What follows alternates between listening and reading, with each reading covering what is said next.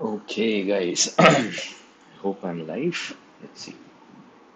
Okay, seems I'm live. So yeah. So basically, what I'm trying to do in this series, as I'll try to explain like move by move on how you typically win, or I have won some matches that I have played. So this is a game that I played against a player who played the Sicilian Alapin against me. Um, and I'll show you move by move how I went ahead with my thought process, which will help you also when you play a similar game to have those concepts in mind and play accordingly and hopefully win accordingly. So that's the idea. I'll try to post certain analysis of these matches that I play. All of these are like 30-minute matches. So I have enough time to think deeper and not play just instinctively, which we do typically in shorter time controls. So I'll explain to you my thought process, explain to you how I came up with the move, how I, selected from, say, candidate moves and came ahead with what I should play, what I should end up playing. So, and I'll, also ask you at certain points in time to maybe pause the video if you want and think about a logical next move, right? So that's also interesting that I'll try to incorporate in the video. So this is a very short game. This is around 20 moves, long. And I'll try to keep posting such videos as I move towards and increase my rating. I'm trying to reach around 2100 while playing only 30-minute chess. In Blitz, I have around 2100 of rating, but I don't have that in a 30-minute time format, which I think is a little more difficult to achieve because you can't play as many games. That's number one, and also like you can't be lucky, because people are very deep when they calculate in 30-minute chess. So you won't get like mates in ones, hanging pieces, even hanging forks, hanging skewers that often. So it's a little difficult. You need to play better chess, I feel, to improve your rating in a longer time format. And in the process, I feel you also become better chess player. So let's just go ahead. So my opponent started off with e4, and against e4, I play the Sicilian. So I start with c5. So the idea, typically the line that I want to go with if he plays the open Sicilian is Sicilian knight off. So he will play something like knight here. I will play my pawn here. He will break in the center here. I'll take. He'll take. I'll put my knight here. He'll bring out his knight here, and I'll play this a6. So I'll try to keep away from notations. I'm not really good at notations myself, so I'll try to draw lines as much as possible, um, and hopefully that helps you understand the game a little better. Like speaking through notations, like deep into notations, even I'm not very comfortable doing that myself, and I'm trying to get better, but I think drawing lines actually helps majority of the people more to understand the lines better. So that's typically the Sicilian knight off line, which I just demonstrated. So, but you know, you will see that the player plays a little differently. So he plays knight to f3, um, which is this move, which is again still on the lines of Sicilian Najdorf. I play d6. The idea for the opponent is to break in the center here, play d4, but he'll not do that. He'll play something like c3. So typically, the idea is that you push d4 after that, and if I then take like you typically do in open Sicilian, you don't need to take with the knight, but you can take with the pawn, and so you have a great center.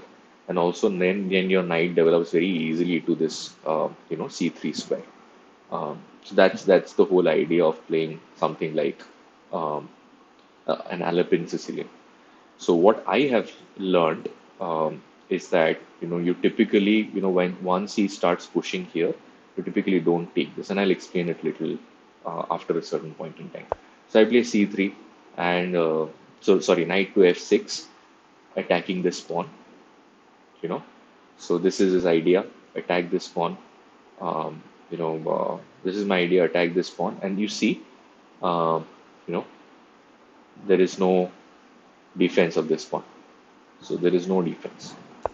So so let me ask you one simple question. Right? Say he plays something like this. Let me give you a better move. Then. Say he plays something like this. Right? Um, can I take this pawn in that case? Is it possible for me to take that pawn? I'm asking this because I know I have made this mistake. You can pause your video and figure out what's the best response if I go ahead and take this pawn in this position. I know because I've made this mistake once. So the idea is pretty simple. You give a check here and you pick the piece up. So this pawn, even though it looks hanging, it is indirectly protected unless and until you play knight here or you play bishop here. This pawn cannot be taken. Okay. So let's go back. He plays this move. So this is a little intrusive, um, but if you think about it, it is not that bad. I've not switched on the engine at this point in time. I will at certain points.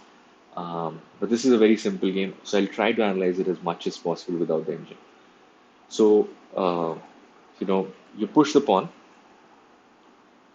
but what happens is that when I play something like this, like a structure like this, right? So I have weakness here, and this is very common. This is a common idea in Sicilian that you might end up having some weakness here in the cell D5. When you play something like this, and I take here, you know, you no longer have this weakness because um, you have the open uh, queen to defend this particular square. So you can't just plop your knight there or plop your bishop there and stay there for some time. So yeah, so I don't think that was a very good move from his side. So he takes, and I don't want any weaknesses in my camp. So I want to again double protect these squares. Sorry, double protect this particular square. So I think I played yes. I think I played this, and this is normal in Sicilian. You block this bishop, right? You have development, you save yourself, and then you try to play either this, sorry, either. So now your bishop is blocked, right? So you later on try to play something like this, mhm, and activate your bishop, right? Or you play something like this and you activate your bishop this side, which is not bad. Nothing is wrong about it. So I play this. Let me check my uh, um, engine to see what's the best move here. So if you see the engine, let me see if the engine is refreshing. Yes, it is. Okay, so knight to bd7 is good, and so is e6, and both of them have the same evaluation. It's minus zero point 0.2. So if you think about it, so he's white, right? So typically he should have a small advantage. My opponent should have a small advantage, um, but he instead of having an advantage, he has a slight disadvantage. This is because I feel there's this particular move here was not good. Yeah, exactly. If you see this move actually gives him, it was equal before that, and once you push, it's no longer good for you. So I take, he takes, um, and I play e6, right? So blocking the bishop here, the computer does not think this is too bad. It's okay. Uh, and he comes up and gives this check. This is always available, in Sicilian structures, that the opponent can give you a check like this. So you have to be open to this check, and you have to be open to this check. You have to be aware that these can come. So idea is like if I play knight to c6, right? This is a bad move, of course. Like if you take, he takes, you take, and forks your queen and rook. So you'll at least get an exchange, right? Um, plus a pawn, an exchange and a pawn. So that is not good. So you typically don't want to play your knight here. Sorry, your knight here. Other thing is that you can play your bishop here. But then he takes the bishop with his knight, and you exchange a bishop for a knight, which I don't like at all. especially in Sicilian structures. Especially in Sicilian structures where the game will tend to become very tactical, very open in a very short period of time. So I blocked it with my knight. Mhm. Right. Mm.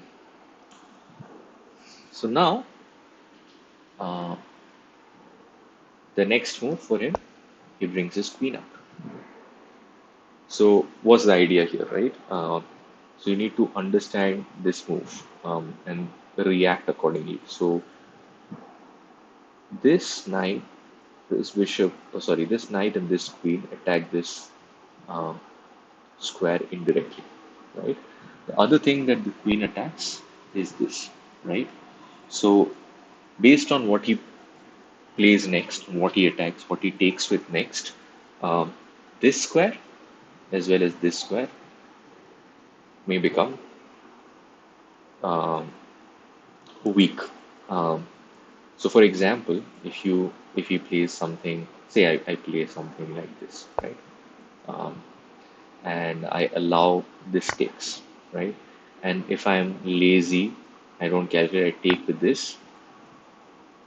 This is checkmate, right? This checkmate. Let me go back.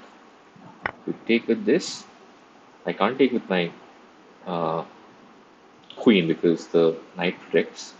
I have to take with the bishop. I take with the bishop, he takes this, and I lose a pawn, right? So, and then he will be tempted to even take here, just because, I'm not in, I'm already a pawn down. I'm already a pawn down, so he might be tempted to exchange a few more pieces. So you need to be aware of these threats, right? So say uh, I play something like this, thinking about castling, right? He can play this, I can play this, he can still play this because you see, the bishop is now protected by the queen. Hmm. Right, right, right. It's not too good as I am thinking about it. And this is so now, even if you play the rook here, uh, he can give a check, right? You can protect, yeah, and you lose another pawn. Yeah. So all of these are not that good moves. So you have to think about what's possibly like the best move here, right? And what I came up with is so this knight is weak, right?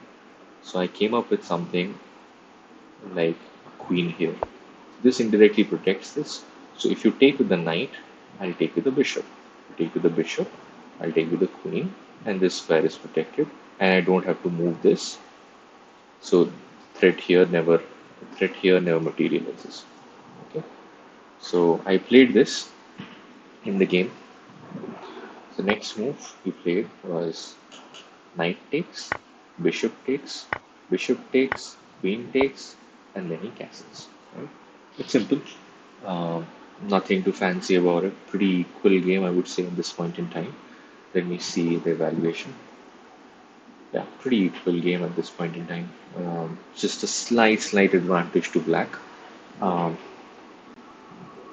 I feel because my development is a little better. Like if you look at his bishop, it's really bad. Um, it can't develop directly. It has to have a pawn move. The knight can't develop directly either. Whereas my knight is already developed, and my bishop can develop right away. So I think that's the major reason why the computer is giving black a slight advantage here. So in the opening, right, if you're just starting out, always think about, making developing moves. Get your pieces to the center with the pawns, with the knights, with the bishops, and try to develop a new piece every move. If you do that, strategically you won't be bad. You have to probably look out for little tactics here and there, what is hanging, what is being threatened, and things like that. But if you manage to look at it tactically, and if you just bring your pieces out properly, uh, you should, stand a good chance of having a good position in the game. There shouldn't be any issues. So I think I just normally developed my bishop here, Uh, and yeah, he will always play this, right? This move, if I take here, he takes back, he gets his knight out, he gets his bishop out directly. So it's a very natural move for him to play. So uh, so I just castle. Uh, I think the best move here might have been to just take. Yes. You know why that is the case? Now when I think about it, is I'll tell you. Is that if you take this and he has to take this, this is an isolated pawn now, right? Because the e pawn does not is not here anymore. Earlier, if I took it, when I explained to you before the start of the game, almost in the first couple of moves, there was an e pawn here. It wasn't an isolated pawn. It was you could just protect this pawn by playing it up, right? It is not an isolated pawn um, before the e pawn is taken. Now it's an isolated pawn, right? And that's why it is easy to attack this because to protect this pawn, you can't have another pawn protecting it because there are no other pawns in this file nor on this one. So you have to dedicate a piece or maybe multiple pieces to protect this pawn. And look at it, my queen is already here on this attacking this particular uh, you know pawn. I can't take it immediately because then my other pawn here will be hanging and I won't be able to castle also because if I castle in this position, then my bishop also hangs. So the computer suggests not to take it immediately, but it's a good move. You isolate this pawn immediately. Um, so I didn't play that. I just castled.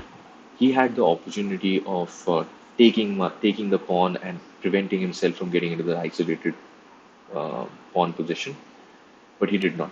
So I took the advantage next time around. I took it. Now you see, he does not. He did not want to take this pawn because he also realized that this is an isolated pawn. This is not good.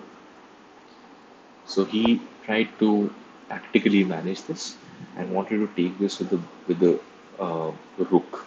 If he takes this with the rook, he does no longer has this isolated pawn, right? But if you think in this position, there's already a lot of weaknesses.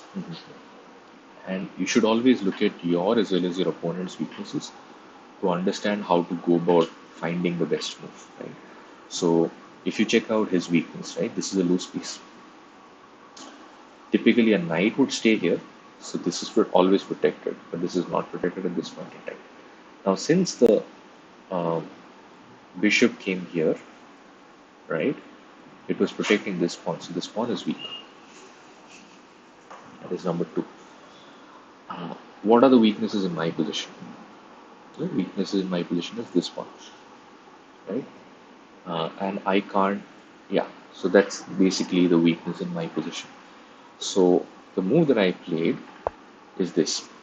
Now, if you think about it, it attacks this weakness, it attacks this weakness, and it keeps protecting this weakness. I don't think there is a better move in this position. I'll just check. Yeah, yeah. Um, Queen to b5 is the best move in this position, right? So that's the idea here. Just play queen to b5. So I played queen to b5, switch off uh, evaluation, and I don't think so. He saw that his bishop is attacked, right? So the computer suggests him to just go back and protect this piece. Mhm. What will happen if you do that? Why? What will happen? A typical player will always, prevent himself from doing this. This is like admission of guilt, right? You did not get um, a move right, and you have to go back. That's number one. Number two is you're going to lose another pawn. Mhm. So now you are, you obviously come back. Now you are a pawn down. You are. This is four pawns here, and you're two pawns here, but you're a pawn down. So you'll always prevent yourself from getting into a pawn down position. It's common. So he took, I took. This is giving me my bishop a fresh lease of life. Um, and then he took, right? So I get a pawn, right? And he comes back here. Right? So again, pause your uh, video and try to figure out the best move here because it took me some time to figure it out. I was thinking how to move my. I'll just let you pause and then I'll start speaking. Um, so yeah, so I was thinking of how to move my um, queen to an effective position because if you see this is slightly loose, only being protected by the queen. This is loose, already being attacked by my piece. This is potentially loose if you move your. So I was thinking where to move my knight, queen because I anticipated him playing something like this, attacking my queen, right? So, but I found another good move here, which is bishop takes. You can't take back the bishop because you will lose the rook. Simple as that. So I took here. He placed his knight here, right? So now I'm again thinking. Now, okay, my knight attacks my um, queen. This rook attacks my bishop. So how do I play, right? So how do I make sure that everything? So I need to move my knight, queen, as well as keep protecting this. So it's a very almost an obvious move here. Uh,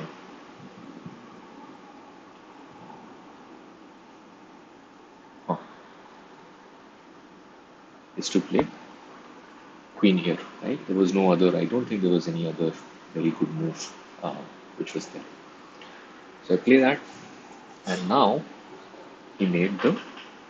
So and now I'm thinking. I mean, how do they go ahead? Attacking this bishop more because he can pin the bishop. He do a lot of things. So he moved his queen here, and again I'll ask you to pause and find the best move. Uh, but I had calculated this because I realized that I could move this pawn up, but a better move is takes this, and his queen is attacked. His queen, there's no way to protect the queen. So you're on check. So once you capture back, I'll take the queen, and this is just game over. So after one more move, my opponent resigns. So hope you like the explanation. Hope this was useful. Stop